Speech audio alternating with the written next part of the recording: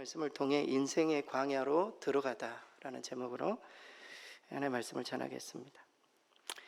여기 앉아 계신 분들 중에는 인생의 광야길에 들어선 분들도 계시고, 또 광야길을 지나가고 계신 그런 분들도 계시고, 어느 정도 광야길 힘들었지만 잘 이겨내고 가나안을 향해 나아가고 있는 그런 분들도 계실 것입니다. 성공학이나 처세술, 그리고 또 자기 개발에 관한 책들을 읽어보면은 한결같이 인생을 산에 오르는, 등산하는, 산에 오르는 그런 비유들을 이야기를 합니다.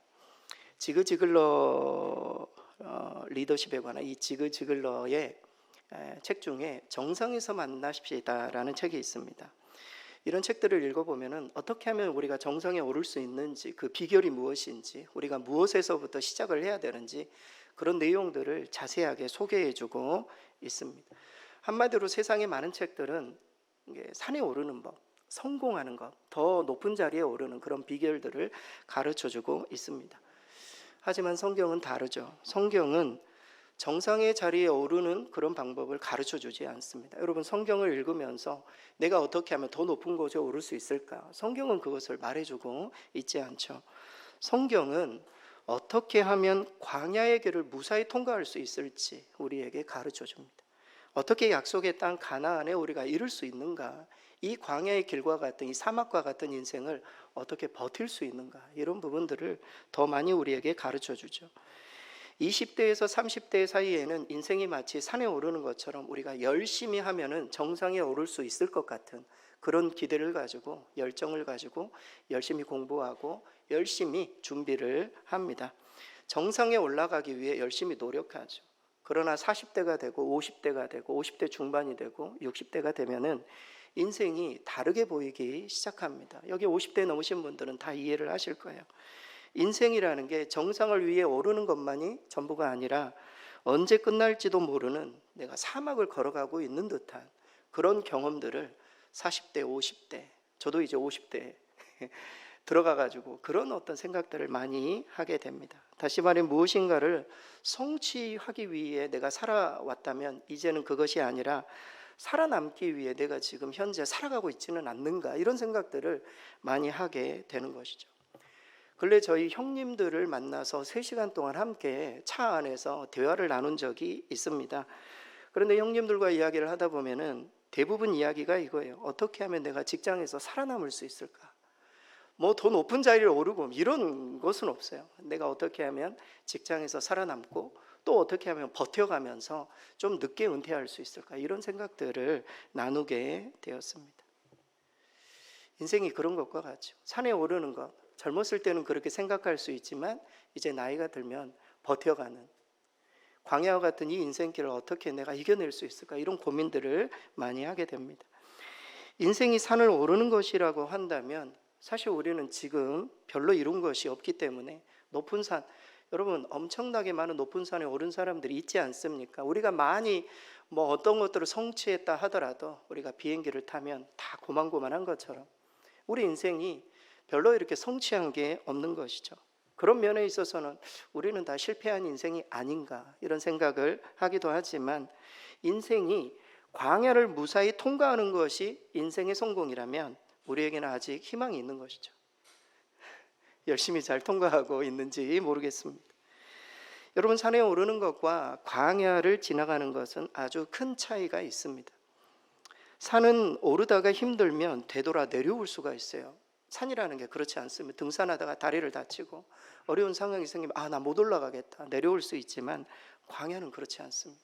광야를 통과하는 방법은 더 깊숙이 광야로 들어가는 방법밖에는 없어요. 나올 수가 없는 것입니다. 이진희 목사님 책 중에 광야를 읽다라는 재미있는 책이 있습니다. 이 책에 여러 챕터들이 있는데 그 챕터 가운데 이런 챕터가 있어요. 광야에서는 로프가 아닌 낙타를 사라. 광야에서는 로프가 아닌 낙타를 사라. 우리가 산에 오르면 로프를 사야죠. 그러나 우리 인생길은 광야에 가는 길이기 때문에 로프를 사서는 안 되고 우리가 낙타를 사야 된다, 이렇게 이야기를 합니다. 왜 낙타가 필요할까요? 우리의 짐을 대신 실어주는, 광야 같은 길은 너무 끝도 없는 길이기 때문에 내 짐을 내 스스로 짊어지고 끝까지 버틸 수가 없다라는 겁니다.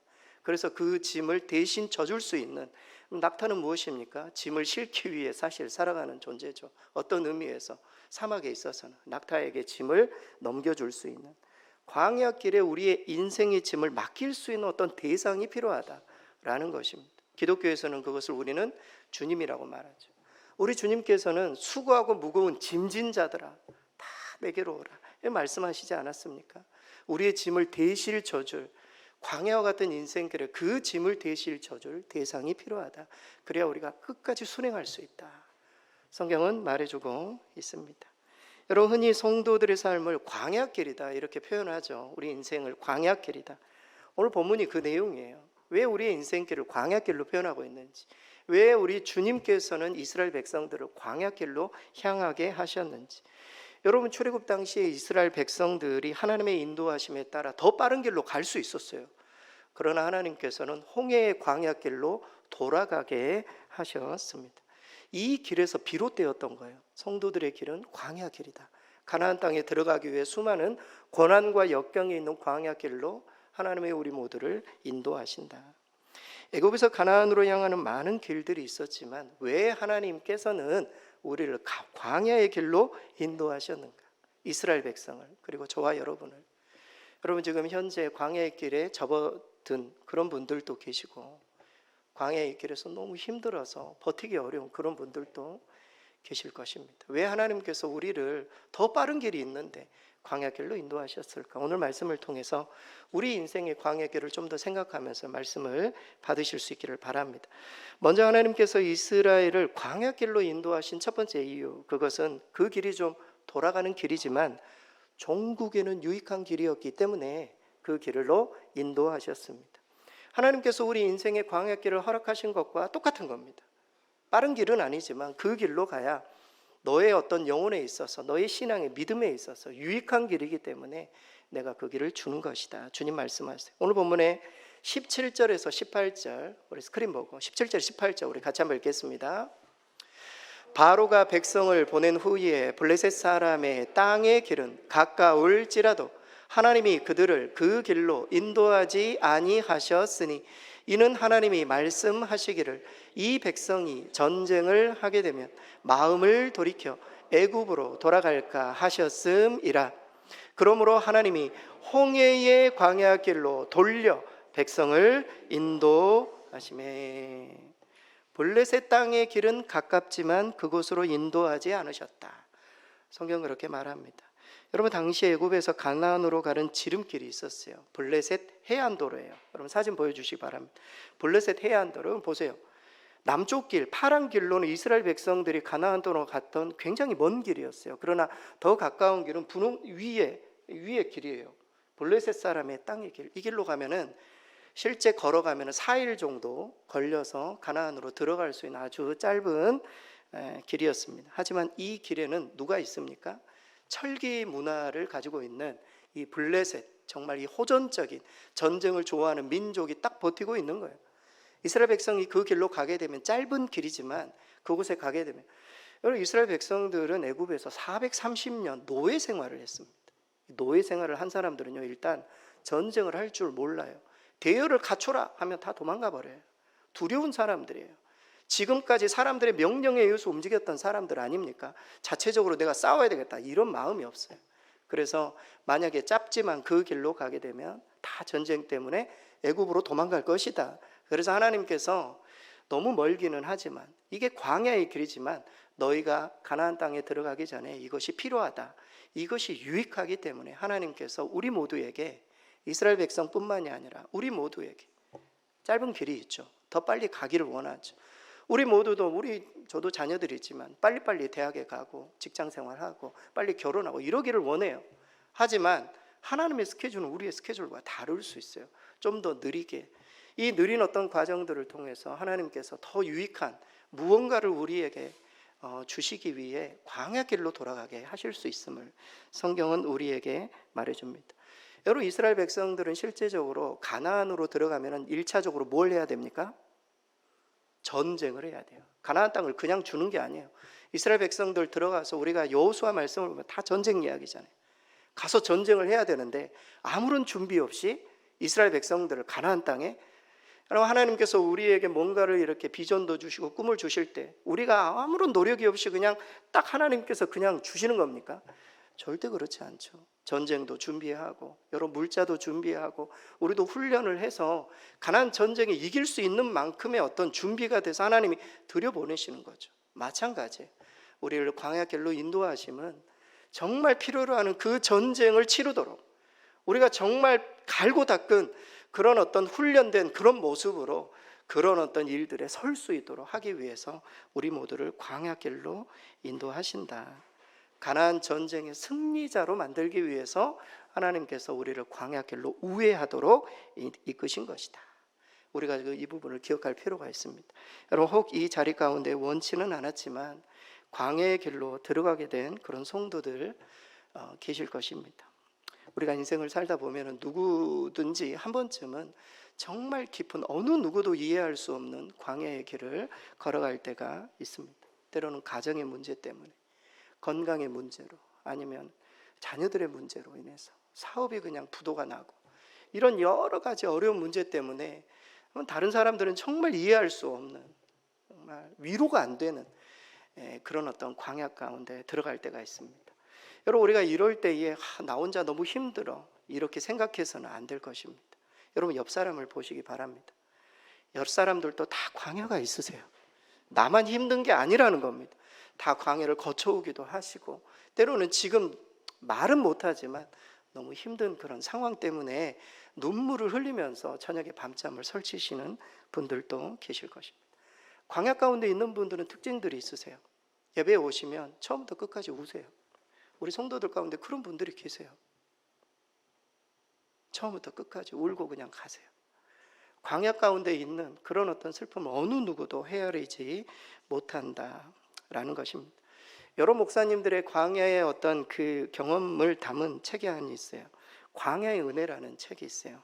이 책에서 한 목사님 이야기를 좀 들려드리고 싶습니다. 이 한 목사님은 존 맥스웰이라는 아주 유명한 목사님이세요. 이 목사님 리더십 강의도 하시고 정말 잘 나가는 목사님이셨는데 어느 날 강의를 하고 딱 앉았는데 갑자기 심장이 두근두근 거리고 뭔가 문제가 생겼다라는 사실을 발견하게 되었습니다. 사람들을 부르고 해서 병원을 찾아갔는데 심장 발작이 나타난 것입니다. 더 이상 강의도 할 수 없고 더 이상 복잡한 일들을 해서는 안 되는, 어느 순간 갑자기 강의를 하다 쓰러질 수가 있다, 이런 어떤 청천벽력과도 같은 그런 이야기를 듣게 됩니다.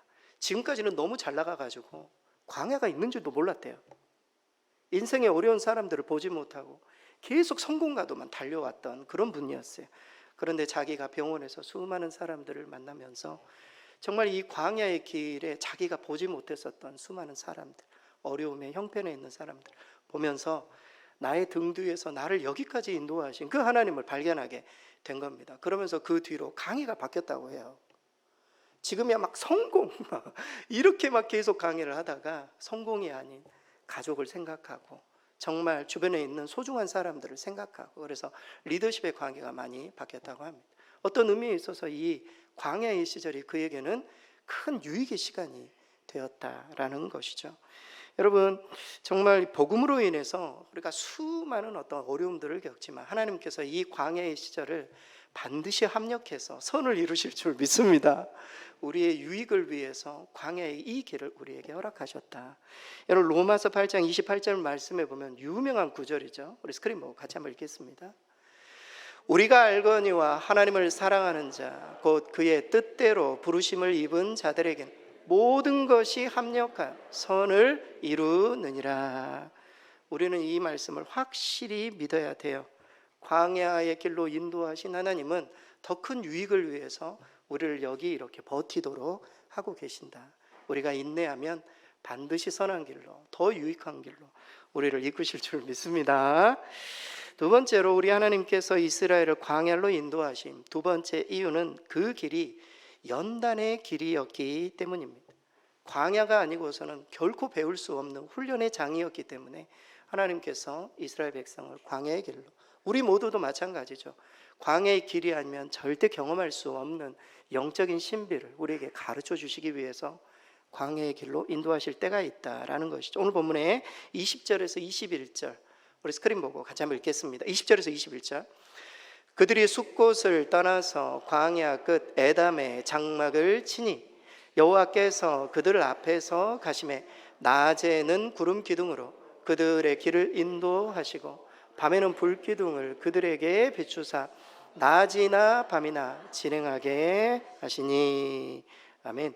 오늘 보면 20절 말씀에 보면 이스라엘은 숫곳을 떠나 광야 끝 에담의 장막을 쳤다. 성경 그렇게 기록하고 있습니다. 여러분, 숫곳은 말 그대로 히브리어 말로 양의 우리라는 뜻이에요. 가축이 있는 푸른 풀밭과 같은 그런 곳을 떠나서 이제 에담 그러니까 광야 끝 에담. 이 에담이라는 히브리어 단어는 요새라는 뜻이야. 여러분, 우리가 생각하면 지금은 막 벽돌로 지어진 그런 요새를 우리가 딱 기억하지만 당시의 요새는 다 동굴이에요. 말 그대로 진정한 광야로 이스라엘 백성들을 그곳에 이끄셨다. 왜 광야로 이끄셨을까요? 하나님의 뜻이 있기 때문입니다. 여러분, 일단 광야는 없는 게 너무 많은 곳이 광야입니다. 먹을 것도 없고 마실 물도 없습니다. 무화과도 없고 포도도 없고 무슨 석류나무도 없고 아무것도 없어요. 광야는 아무것도 없는 곳이면서도 아무것도 할 수 없는 곳이 광야예요. 여러분, 우리가 광야에 딱 들어설 때는 아무것도 없지만 아무것도 할 수 없어요. 우리 인생에 정말 내가 손들 수밖에 없는 그런 상황 가운데 놓일 때가 이 광야에 들어서는 그런 순간이기도 합니다. 씨를 뿌릴 수도 없고 추수를 할 수도 없고 낮에는 너무나 뜨겁고 밤에는 너무나 추워서 죽을 수밖에 없는, 본인을 스스로 이렇게 경계하지 않으면 위협을 느낄 수 있는 곳이 바로 광야입니다. 하나님께서는 이스라엘 백성들을 아무것도 없고 아무것도 할 수 없는 그런 광야길로 인도하신 것은 자기 백성을 연단하시기 위해서입니다. 이게 부모의 마음 아니겠습니까? 부모님들이 자녀들을 키울 때에 때로는 정말 혹독하고 어려운 상황들이지만 그냥 내버려 둘 때가 있어요. 이것을 통해서 배워야 할 그런 시기일 때에 굳이 부모님이 도와주지 않고 너희가 이것을 그 연단의 과정으로 이렇게 치르기를, 하나님께서 이스라엘 백성들 또한 그러한 과정을 허락하셨습니다. 갖가지 시험과 시련으로 백성을 연단시키셔서 가나안을 상속받을 수 있을 만한 성숙한 백성들로 하나님께서 세우고자, 연단시키고자 광야의 길을 허락하셨다라는 것입니다. 광야가 아니면 결코 경험할 수 없는 그러한 연단의 신비를 우리에게 가르쳐 주시기 위함입니다.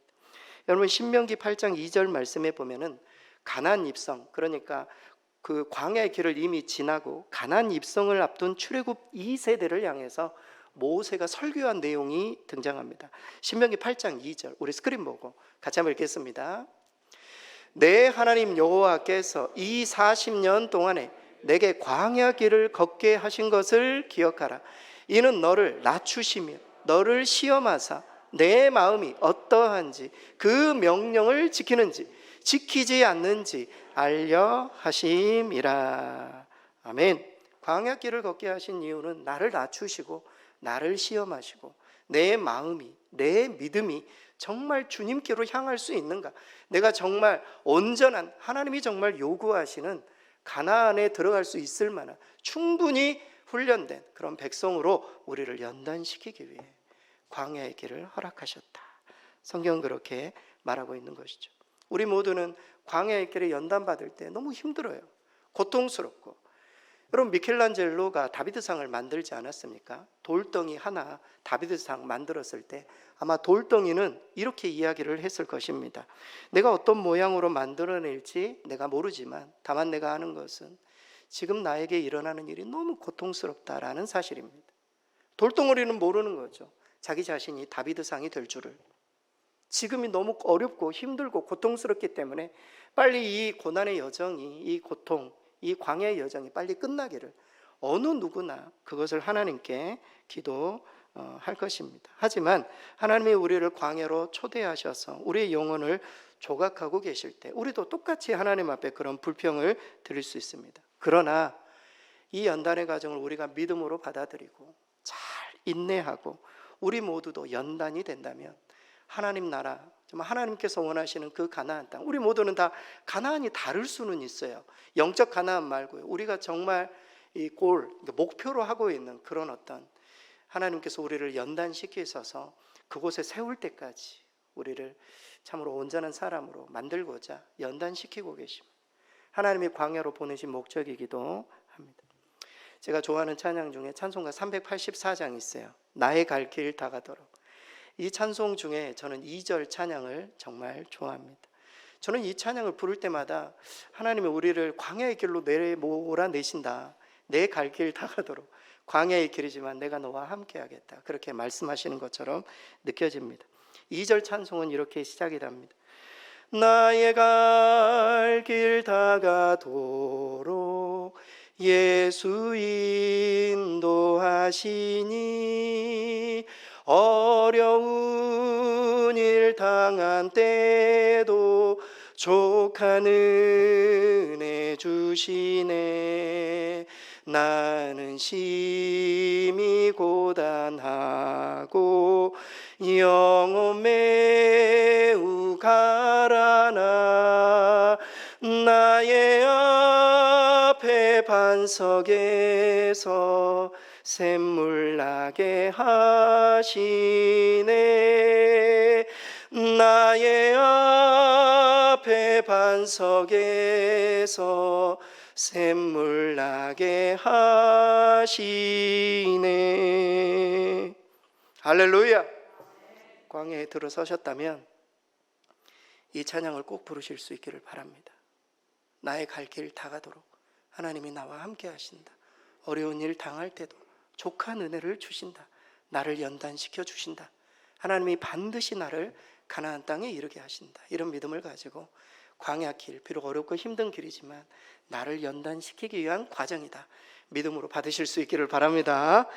마지막으로 하나님께서 우리를 광야로 인도하시는 마지막 이유는 그 길을 통해 하나님을 더 깊이 이해할 수 있기 때문입니다. 하나님에 대한 지식을 더하는 길이기 때문에, 내가 알지 못했던 하나님을 더 깊이 만날 수 있기 때문에 하나님께서 우리를 광야의 길로 인도하십니다. 오늘 본문의 22절 말씀 우리 스크린 보고 마지막으로 함께 읽겠습니다. 낮에는 구름 기둥, 밤에는 불 기둥이 백성 앞에서 떠나지 아니하니라. 구름 기둥과 불 기둥이 낮과 밤에 떠나지 아니했다. 성경은 말해요. 구름 기둥과 불 기둥, 여러 가지 해석이 있죠. 이것이 자연 현상일 것이다. 아니면 이스라엘 백성들이 번제단의 불이 낮에는 그렇게 보였을 것이다. 여러 해석들이 있지만 아주 중요한 이견이 없는 것은 하나님의 임재예요. 하나님이 함께 하셨다라는, 광야의 길을 우리를 홀로 두지 않고 하나님이 우리를 이끄셨다. 하나님의 하나님 되심을 보여주셨다. 이러한 사실이에요. 여러분, 광야 얼마나 중요한지 몰라요. 중요한 사실은 430년간의 노예 생활이 이스라엘로 하여금 하나님이 어떤 분이신지, 하나님을 왜곡하게 만드는, 여러분 430년 노예 생활 얼마나 긴 세월입니까? 여러분, 우리가 일지치야 뭐 이야기를 하지만 10분의 1도 안 되잖아요. 430년 노예 생활은 이스라엘 백성들이 하나님을 잘못 이해하도록, 하나님이 어떤 분이신지 곡해하도록 만들었어요. 그래서 하나님이 이스라엘 백성들을 광야길로 인도하십니다. 하나님이 어떤 분이신지, 너희들이 정말 의지할 하나님이 어떤 모양으로 나타나시는지 그것을 보여주시기 위해, 하나님을 더 깊이 이해하고 그 폭을 넓히도록 하기 위해 하나님이 광야의 길로 인도하셨다. 하나님은 신앙 훈련의 산 교육장으로 광야의 길을 택하신 것입니다. 이로써 이스라엘은 광야에서 다시금 하나님이 어떤 분이신지 깨닫고 하나님의 뜻을 분별하는 그런 백성으로 그 기간을 사용하게 된 것입니다. 여러분, 실제로 하나님은 다른 어떤 것보다 광야에서 더 많은 말씀을 주셨어요. 여러분, 모세오경 다 광야 이야기예요. 광야에서 하나님께서 다 말씀하신 거예요. 여러분, 모세가 이런 고백을 합니다. 신명기 8장 3절 우리 스크린 보고 같이 한번 읽겠습니다. 너를 낮추시며 너를 줄이게 하시며 또 너도 알지 못하며 내 조상들도 알지 못하던 만나를 내게 먹이신 것은 사람이 떡으로만 사는 것이 아니요 여호와의 입으로 나오는 모든 말씀으로 사는 줄을 내가 알게 하려 하심이라. 하나님이 저와 여러분을 광야로 인도하신 이유이기도 해요. 만나를 먹여주시기 위해. 세상의 어떤 만나가 아니라, 세상의 떡이 아니라, 여러분 세상의 떡은 무엇입니까? 처세술 아니겠습니까? 세상을 살아가는 그런 방식들, 그것만으로 너희가 사는 것이 아니라 하나님의 입으로 나오는 모든 말씀으로 우리 모두가 살아가는 것임을, 그것을 이해하고 깨닫게 하도록 하기 위해 광야가 필요했음을 우리 주님께서는 말씀하고 계십니다. 하나님에 대한 지식과 이해의 폭을 넓히는 것. 여러분, 우리가 성경만 읽다가 광야에 들어가면 성경이 해석되기 시작돼요. 내가 몰랐던 하나님을 깊이 체험하기 시작되는 것입니다. 그래서 여러분, 광야라는 단어 여러분 혹시 아십니까? 광야라는 히브리어 단어는 미드바르예요. 이 미드바르는 드바르에서 나왔어요. 이 드바르라는 단어는 말씀하시다라는 뜻입니다. 광야는 하나님이 말씀하시는 곳이에요. 우리 인생에 하시고자 하시는 말씀이 있기 때문에 광야에 우리를 몰아가신다. 여러분, 선지자들은 광야에서 외치는 자의 소리들이었어요. 광야는 하나님의 말씀을 듣고 그 살아있는 하나님의 말씀을 정제된 것이 아니라 있는 그대로 선포하는 것이 광야였기 때문입니다. 우리 인생에 광야의 길로 접어들었거나 그 광야의 길을 가고 있다면 우리는 귀를 기울여야 돼요. 청각 말이죠. 우리의 시각이 아니라 청각을 넓혀야 된다고. 하나님의 어떤 말씀을 확성기처럼 들려주시는지 그 말씀을 들을 때 우리는 광야를 넉넉하게 이겨갈 수가 있어요. 여러분, 시편 말씀을 보면 다윗이 수많은 시편을 적고 있어요. 어디에서 그 음성을 들었을까요? 광야에서요. 광야에서 수많은 이야기를 들었다고요. 우리가 광야 가운데 놓여 있으면 청각을 열어야 된다. 하나님의 말씀을 들을 수 있어야 돼요. 광야 가운데 있으면 우리는 더 하나님의 말씀을 묵상하고 더 많이 읽고 더 많이 적용하고 더 하나님의 말씀을 암송해야 돼요. 그래야 그 말씀이 우리에게 진짜 살아계신 하나님의 말씀으로 우리를 움직이고 평생 광야의 길을 우리가 능히 그 광야의 길을 통과할 수 있도록 그 말씀이 우리를 이끄시는 것입니다. 광야의 길 가운데 놓여 있습니까? 하나님의 말씀을 꼭 더 깊이 들으실 수 있기를 바랍니다. 하나님은 말씀하십니다. 신명기 1장 31절, 우리 스크린 보고 같이 한번 읽겠습니다. 광야에서도 너희가 당하였거니 사람이 자기의 아들을 아는 것 같이 너희의 하나님 여호와께서 너희가 걸어온 길에서 너희를 아느사 이곳까지 이르게 하셨느니라. 광야의 길에 있지만 하나님이 우리를 안아주실 거예요. 저 가나안 땅으로 우리를 반드시 이끄실 것입니다. 우리가 포기하지 말고 잘 인내해야 할 것입니다. 우리를 광야길로 인도하신 하나님은 본심이 아니세요. 에레미야 애가 3장 33절, 정말 중요한 말씀. 에레미야 애가 3장 33절, 우리 스크린 보고 같이 한번 읽겠습니다. 없나요? 에레미야 애가 3장 33절 제가 한번 읽어드리겠습니다. 주께서 인생으로 고생하게 하시고 곤고하게 하심은 본심이 아니시로다. 우리 같이 한번 읽을까? 같이 읽겠습니다. 주께서 내 인생으로 고행하게 하시며 근심하게 하심은 본심이 아니시로다.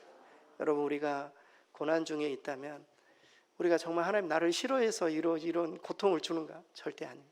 본심이 아니시다. 꼭 기억하시고 이 광야 같은 이 길을 우리가 믿음으로 잘 이겨내야 할 줄 믿습니다.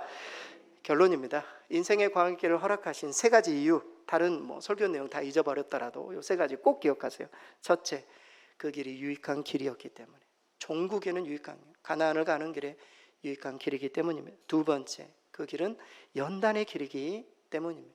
가나안 백성, 그 입성에 부족함 없는 백성 만들고 연단을 위해서. 마지막 세 번째, 하나님에 대한 지식을 더하는 길이었기 때문에, 하나님을 더 깊이 이해하는 그런 어떤 방법이 이 광야의 길이었기 때문입니다. 광야의 길에 놓여 있는 우리 모든 성도들, 이 말씀을 꼭 붙들고 광야의 길 포기하지 말고 우리가 하나님의 말씀을 의지해서 넉넉하게 잘 통과해 나가시는 저 여러분 되실 수 있기를 바랍니다.